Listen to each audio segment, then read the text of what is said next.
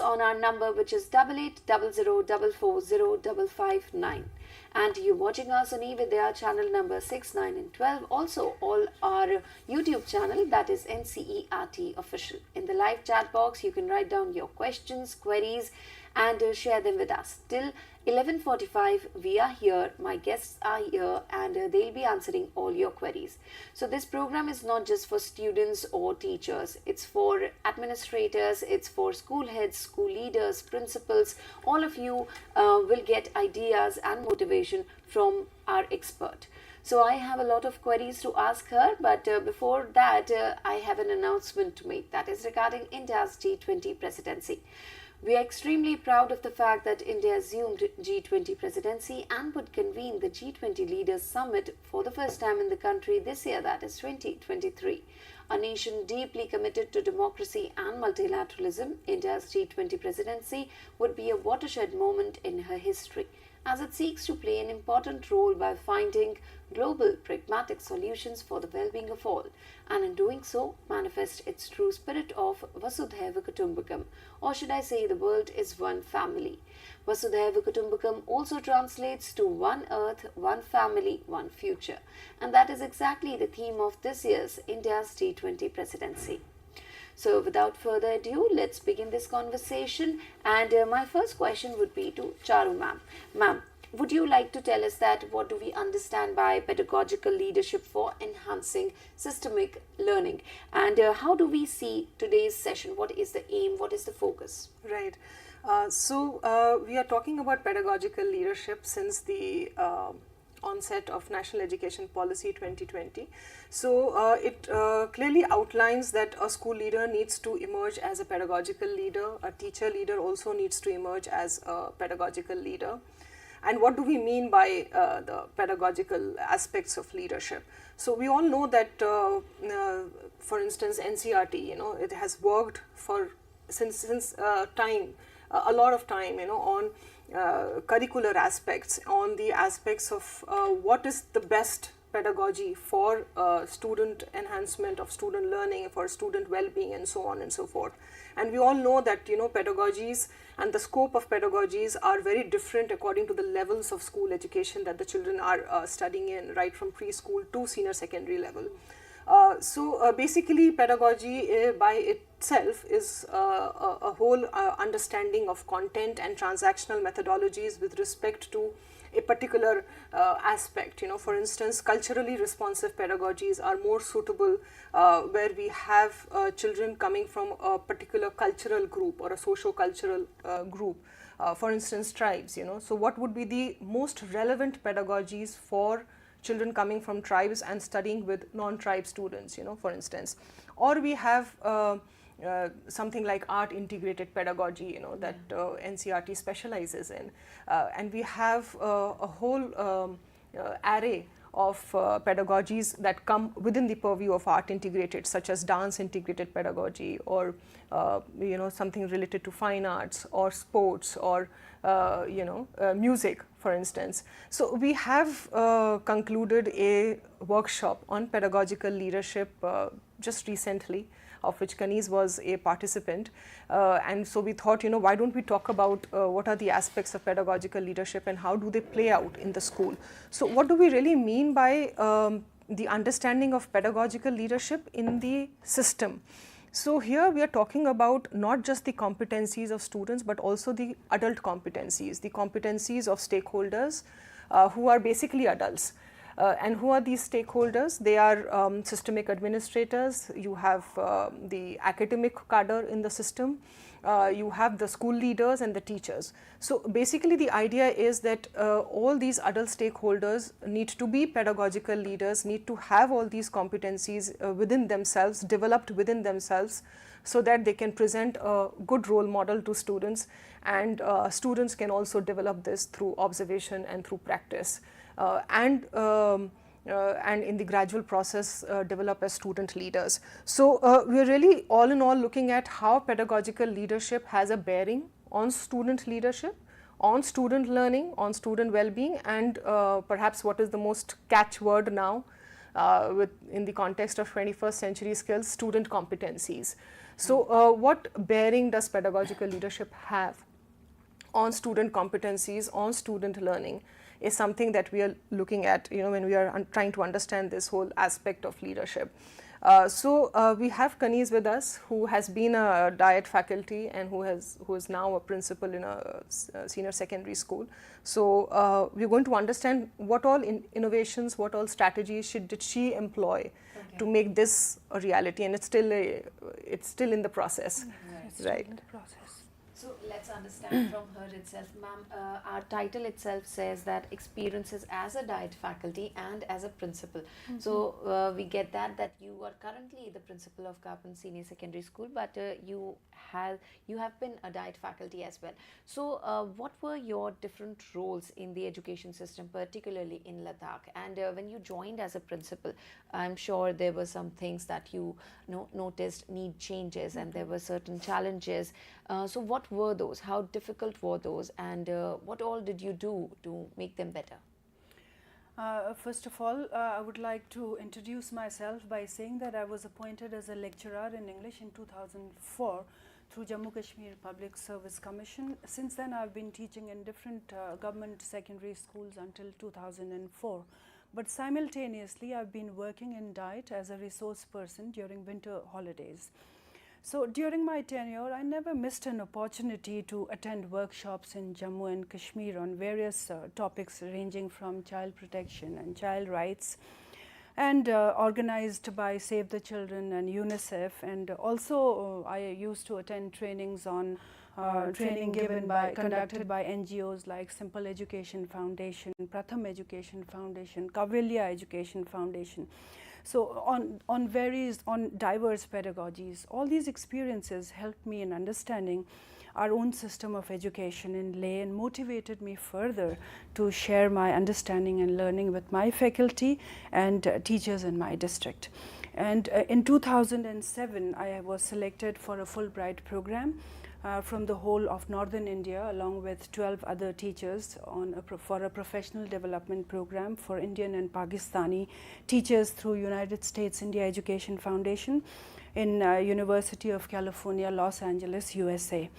Again in 2019, I got an opportunity and I was selected among other 4 teachers from India on a Fulbright Distinguished Awards in teaching program for international teachers in Syracuse University, USA for 1 full semester.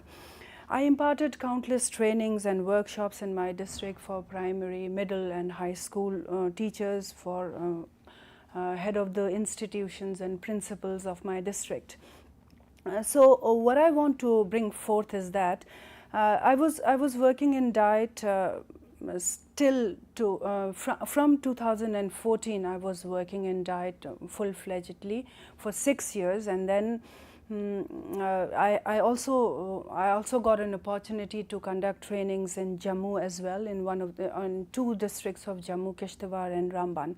So what I want to bring forth is all these experiences gave me a different dimensions to my understanding of the education system in my hometown, and gave me an insight into the working of other systems as well, which actually helped me in my growth and a change in my perspective from a broader angle. In 2020, I was given a charge of an officiating principal in Government Senior Secondary School, Saspol, which is a beautiful village. By this time, I was ready to face the challenges because we have been discussing so many in our training sessions throughout. And I was challenging myself for the challenges that would come in my way as a school head, and I was confident that I would definitely make a change in my school system. A very important point that I would like to mention here is that in 2009, my focus, because earlier our focus was always on the techniques and skills in teaching. But it was for the first time in 2009 November when I got an opportunity to attend Professor Charuji's workshop in CSL on Nishtha module, where where she was talking about leadership. Yeah. But then it wasn't making so much of sense to me. But last year, when School Leadership Academy was formed in DIET, Leh, and I was also made one of the core groups there. An online 5 days training was held, particularly on pedagogical leadership. That was the time that when I really got very interested in pedagogical leadership and starting understanding more about it in detail. Pedagogical leadership is made a lot of difference in my take on leadership and its impact on the whole school system. Right. So we conducted this in the online format last year because of the COVID guidelines, but it was something which was very extensive and covered all aspects of pedagogical leadership. So we would really know from her, in the future course, how did she kind of implement that in the school. So as a DIET faculty, Kanis, I would like to ask you, what practices and research have you led that are remotely or directly or indirectly linked with the idea of pedagogical leadership, or any research in school education system that you conducted, and what kind of on-site support did you provide to schools as a DIET faculty?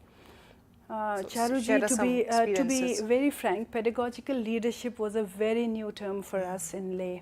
As I told you in my introduction, that until last year, pedagogical leadership was not even heard of.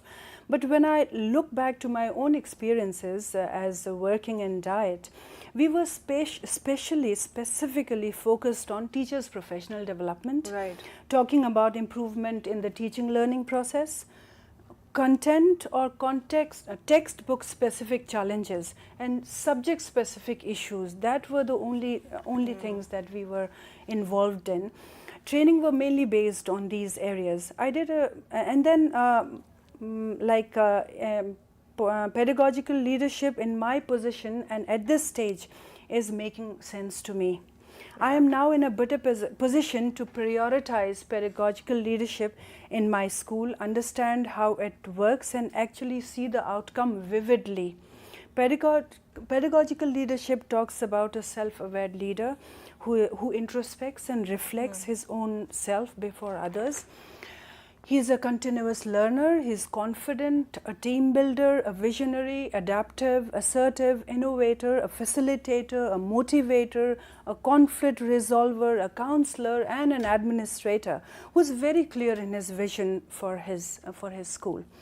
When we assign all these attributes to a pedagogical leader, it automatically elevates the school head to a position where he thinks like a visionary and makes conscious efforts to look into the gap areas of the school and work on it with the resources that he has. He makes thoughtful strategies that are carefully planned and that could be practically executed in his own local context. The leadership training that I did last time, we also focused on the understanding of who is a pedagogical leader, how he needs to develop as a pedagogical leader, and how a pedagogical leader can develop a learner as a leader. So these were the key points that we took from the online sessions that you did with us, and also the sessions that we just attended last week. Last week. So, and as a DIET faculty, did you also mentor school leaders or school heads, or you visited schools? Yes. We visited schools, but we were mainly focusing on the annual pedagogical plan that you had, the format that you had given.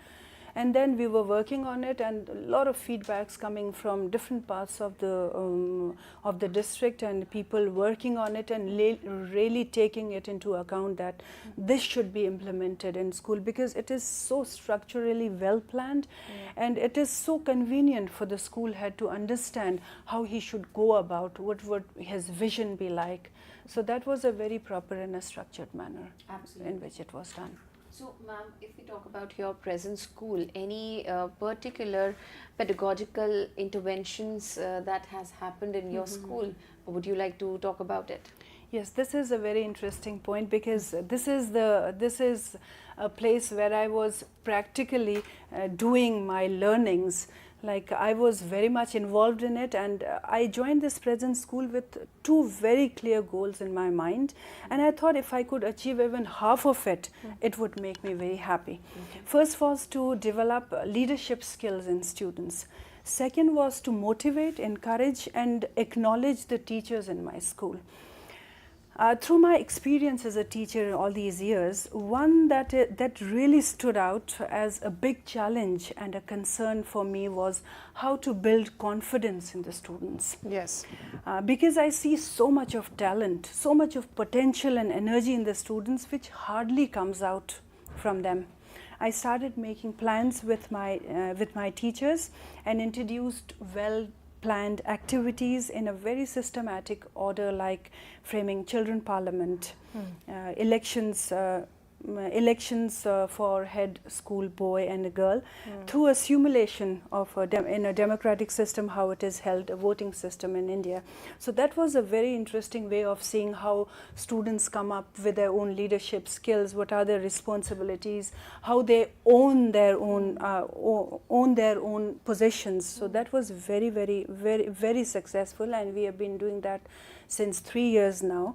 And another thing, like activities like the students would be hosting the whole show, like whoever comes into our school, whether it will be a director of school education or the chief education officers or commanding officers from the army regiments or any other dignitaries, they would hold they would hold all the sessions. They would be inviting them and doing everything on their own. We just have to guide them. So that way is the potentials that we see in the students, it's like tremendous and amazing. And that was very successful. And involving students in school management development committee. So that also makes them understand like how important their views are, how important their opinions are, because they are heard. Their views and opinions are considered. So students performed, and another very big achievement that we had last year was for the first time a street play in the main market in Leh, a Hindi street play called Halla Bol by Sadat Hashmi, which was very motivating and encouraging for them, especially because they were doing a Hindi play, which is totally a new experience for them, because students hardly speak Hindi in their daily conversation. Right. So that was a very big achievement. I can have see the so clip. many other activities to share, but I think time won't allow me to. But then these are all the So achievements I'll that just we share feel the proud clip. of.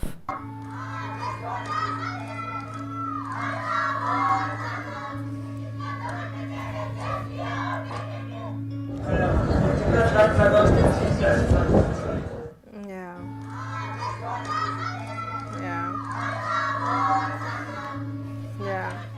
So what kind of competencies do you think your students have gained which were perhaps not there before? You know, you talked about confidence, you talked about you know, in terms of leadership skills, you know, but I think we can perhaps specify, you know, that maybe Pedagogical decision-making skills, interventions, the problem-solving skills, you know, and you said, you know, that they're able to kind of organize all these programs. So organizational abilities, you know, so we're talking about problem-solving, decision-making, organizational abilities, you know, and then of course the gained confidence. Yeah. So where are these children coming from? You know, what are their socioeconomic background? Yes, it's very important here to mention that all these students coming to my school, they come from a very humble background. They're all farmers' background, and they're all first generation learners. So whatever they get in the school, that is what they get, and otherwise they work with their parents, help them with their daily chores.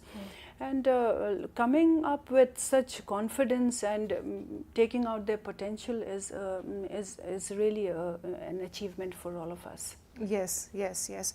So you have a very small student population, because you said, you know, that in rural areas in Ladakh, the enrollment is less in proportion to the population. And the population is also very less. So do you have children coming from nearby villages also? Yes, we have students coming from nearby villages. They come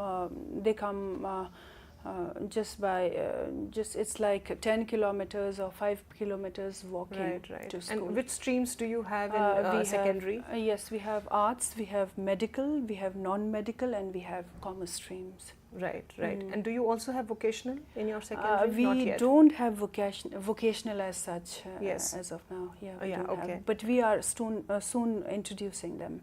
Right. Okay. Yes. Okay. So we move ahead with this idea, and let's go to the next slide.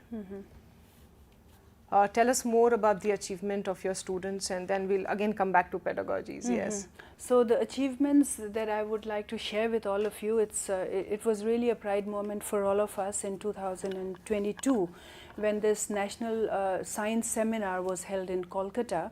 And for the first time from UT Ladakh, a student from my school was representing the whole of UT Ladakh, and we were invited there, and she gave her presentation there on sustainable development. And then we got an award. It was a surprise for all of us because we never thought, like, coming from such a small place and then getting an award at a national level. It was really a very proud moment for all of us. Yes. This was one of the achievements in 2022. And again, there were other things like science exhibitions held at inter-district level. We got first position in 2021. Because students, they have an inclination towards science. They are very curious to understand science, taking into consideration the ecosystem of our own environment. So they are very conscious of the ecosystem at the same time, and trying to trying to take out ways and means of balancing science with the ecology of Ladakh. So that is a very interesting point that they had taken. Another one was again an inter-school district level science exhibition. Again, we got first position here also. This is the speed breaker pumping system. Yes, a speed breaker pumping system. It is a very interesting innovations that Yes. they came up with this very beautiful idea of putting a pumping system inside the speed breaker. So whenever a vehicle goes on that speed breaker, it will pump water to the nearby plants which are growing on the roadside. So that was a very interesting and a very unique and a creative way of presenting the exhibition. Right. Yes. Right. So again in 2022 we were like one of our student, he got first position in javelin throw, and 2023 we had a TLM Mela for math, TLM Mela, in which we got third position. So these were the achievements that I feel proud in sharing with all of you today. Absolutely. Right. So coming back to pedagogical interventions. So we clearly defined that there are certain key pedagogies that we have looked at in this current workshop. We have talked about critical pedagogy, how to kind of reflect and engage critically with the environment and with oppression.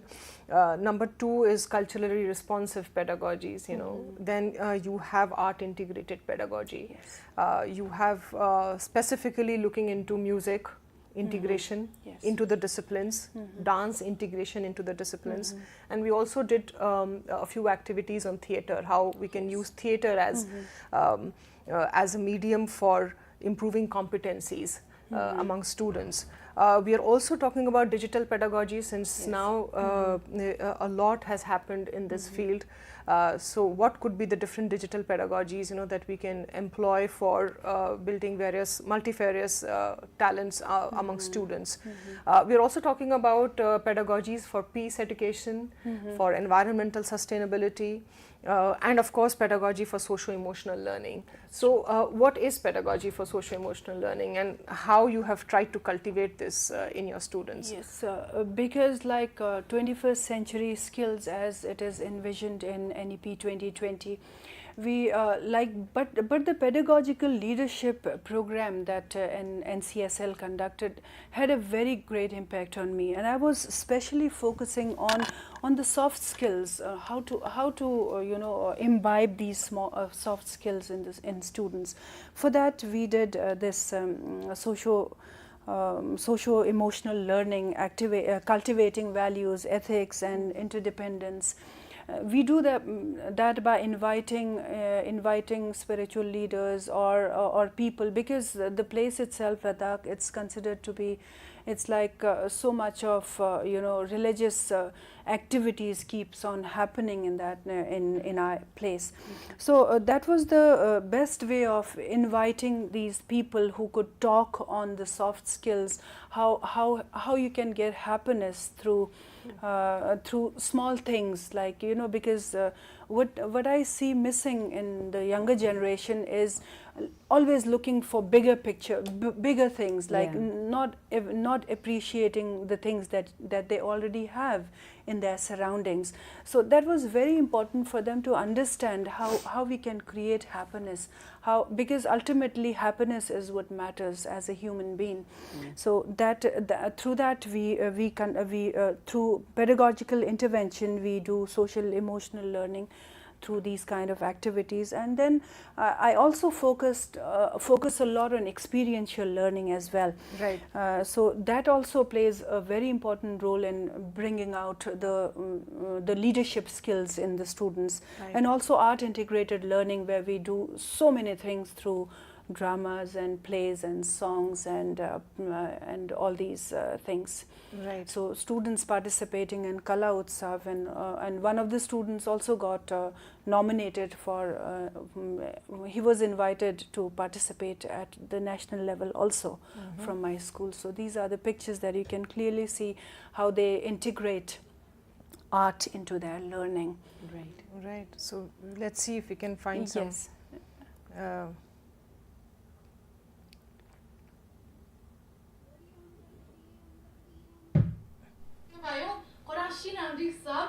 ini aceni de kachola musma kaling cikta indus ini tugun ishi na shi sam indus aceni I tugun nome ninja duk zaskya this thing na acha chhatpa pukya ke nomo akuri rang thu polo se to kya ki kana yu hacha thawano kingata simba zampo jogo sa simba nganpa jogo sa meno sarkan go hacha thawano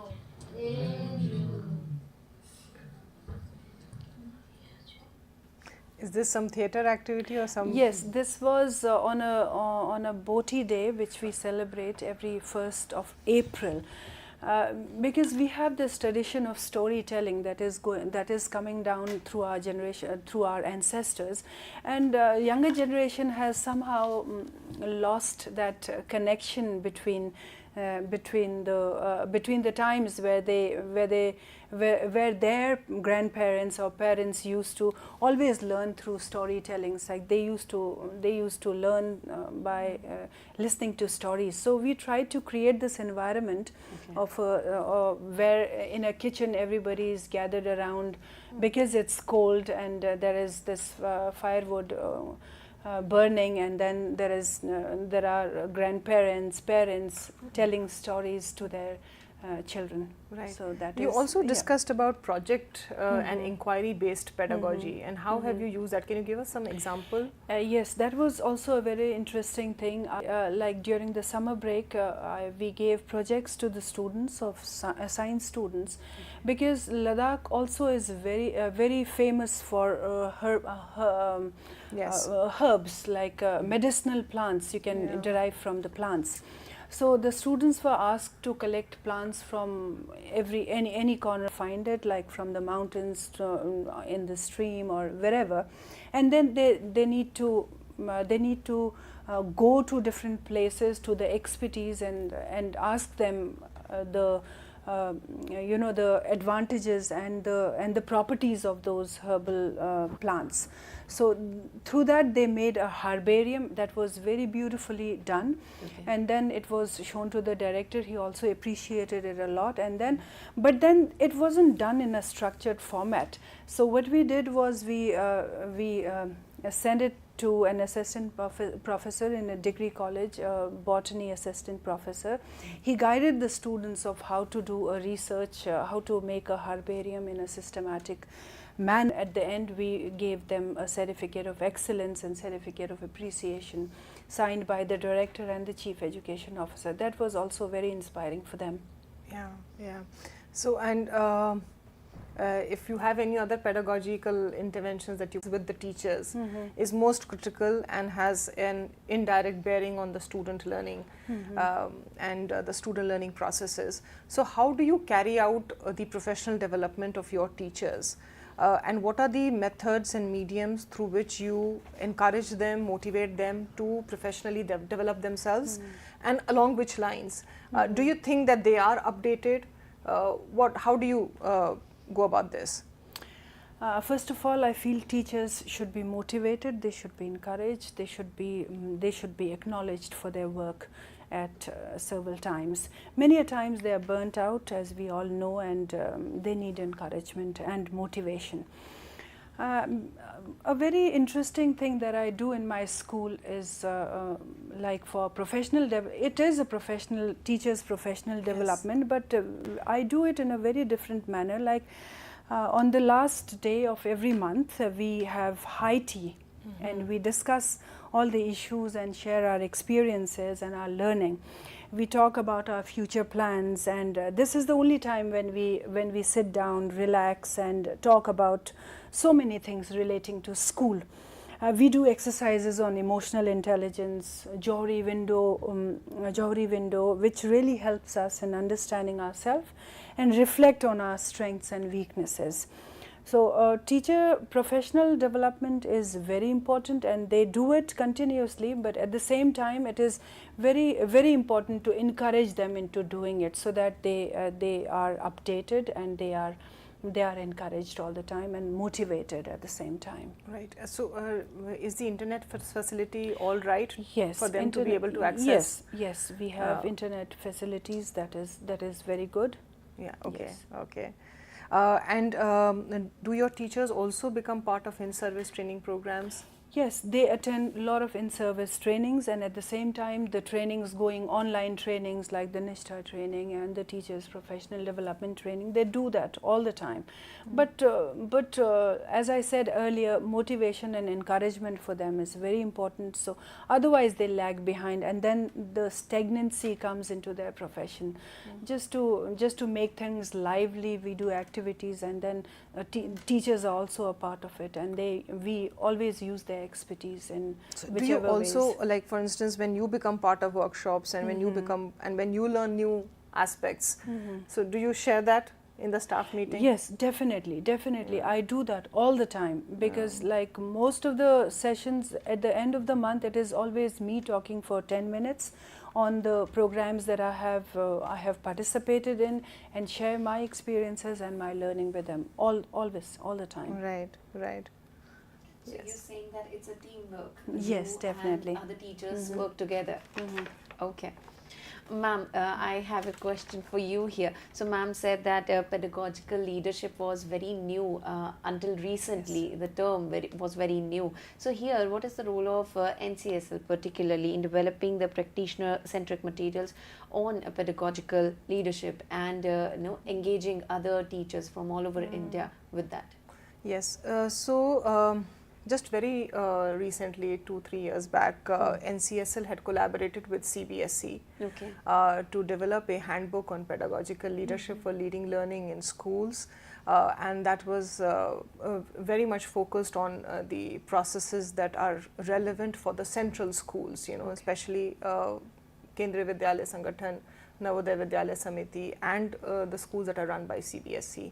So, and it has run very successfully. What Kanis was talking about, the annual pedagogical plan, is a very structured, well formatted plan that you find in that handbook, and that handbook is available on the NCSL website too.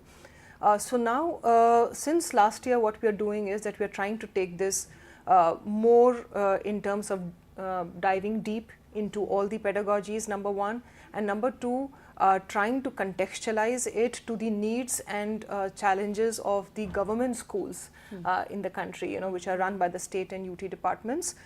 So perhaps in very near future, we are going to come up with a resource book that will be in a line ahead of what we have already developed with CBSE. And this is going to focus more on the requirements and challenges of the state and UT government schools and the government aided schools. So here we are really going to take in the requirements of the rural areas, the needs for diversity, and the requirement of a very challenging circumstances, very diverse circumstances such as geographically diverse or culturally diverse. So basically we're going to keep all these parameters in mind and develop a resource book on that, which is more for the government schools which are by the state and UT departments. So that is going to be NCSL's plan in near future. Right. And I think all of us, including me and the teachers, will be looking forward to it. Yes, yes, and especially school leaders. Yes. And because everything will be structured into a plan as well, So we normally, that is the method that we employ, that NCSL really looks for field level challenges, and it tries to kind of capture all the field level realities, and then provide an exposure to different pedagogies, and then towards the end, what are you going to do once you go back to your school? How are you going to implement it? So when the school leader is implementing a new idea or some novel learnings that he or she has received, it's always very important to give them a structure, so to say, a structure on thought. How would you implement that given the present circumstances, given the challenges of the students who are coming to your school, which we are very, very well aware of, that these children are coming from very, very disadvantaged socioeconomic background as well. So how do we implement this? Implementation would always require a structure, and then the contextualization by the school leader. So this is the entire process of conceptualization, development and implementation at the ground level. Right. So Fatima ji, what is your future vision for the school? I mean, if you could just kind of summarize, because we have less time. Yes. I wish to see every learner as a leader, having acquired all the 21st century skills as envisioned in NEP 2020. My future vision is to see every learner being confident, courageous, critical thinker, innovator, adaptive to changes, could manage stress and downfalls, a good decision maker, aware about the life skills, clear in his vision for his future, conscious about his health and well-being, be a responsible and global citizen. Right, a very long list indeed. Yes. And I could see that happening already. Right. Yes. So the last slide, I think, kind of summarizes your vision. Yes. Which looks beautiful. Yes, this is our logo, this is our motive of celebration of education. Yeah. That's wonderful, ma'am. Just one last question. So what, according to you, as in your opinion, must be the key attributes for district or school leaders to lead the pedagogical leadership in their own respective institutions, of course? So as I was telling you earlier also, visionary, like if we assign a few attributes to a school leader, it automatically elevates him to a level where he tries to think like a visionary, like act like a visionary, and then consciously look into the gap areas and work on it with the resources that he has. And then like if you talk about the attributes that I would like to assign to a school leader, would be a visionary first, a continuous learner, an innovator, a motivator, a facilitator, a team builder, a list goes on. But then it through the workshops that I attended by NCSL and by Ma'am Charuji. So these are the attributes that we think of a very ideal person, but it is not like that. It could be acquired, and I have seen it in my experience that this could be acquired if we imbibe these skills carefully and consciously. Okay. I think this is the last message that, what she said is very true of leadership. It might look very ideal, but it is something that can be acquired by every individual. And one must be a continuous learner to be able to enhance these attributes within yourself. Right. And we have got a compliment for you, ma'am. One of our viewers, so she is just Vinder Kaur, and she is saying that Kaneez ma'am is an inspirational leader. Thank you so much, Jaswinder ji. Thank you so much. Many people are watching you. especially the school heads and school leaders. So thank you so much, ma'am, for letting us know that what all you did for your school. It surely is an inspirational, very motivational, and the way you've handled each and everything, the way did all those pedagogical interventions, they're commendable, no doubt in that. Thank you so much, Thank you so ma'am, for much. sharing Thank you all so of it. much for Thank you. inviting me. Thank Thank you you, so Charu much. ma'am, for Thank bringing you. her here. Thank you. Thank you. Thank you. Thank you to all the viewers, and we've got a lot of comments, and we can see that you have seen this program, you were watching. If in case there are any questions, you can always reach out to us, and if in case you have missed watching this program, please watch it on NCRT Official. That is our YouTube channel. So for now, we're wrapping up this particular program, but coming up next is our another special program, that is Teaching Learning Interventions for Inclusive Classroom, which will begin sharp at 12. So stay here, keep on watching eVidya channels. We have a lot of topics, a lot of programs to discuss it with you in this particular day, and there are going to be discussions, so please watch it and be a part of it as well. Before leaving, let me just remind you once again that NCRT textbooks, they are available in the country, and if you have not purchased them, please buy it as soon as possible.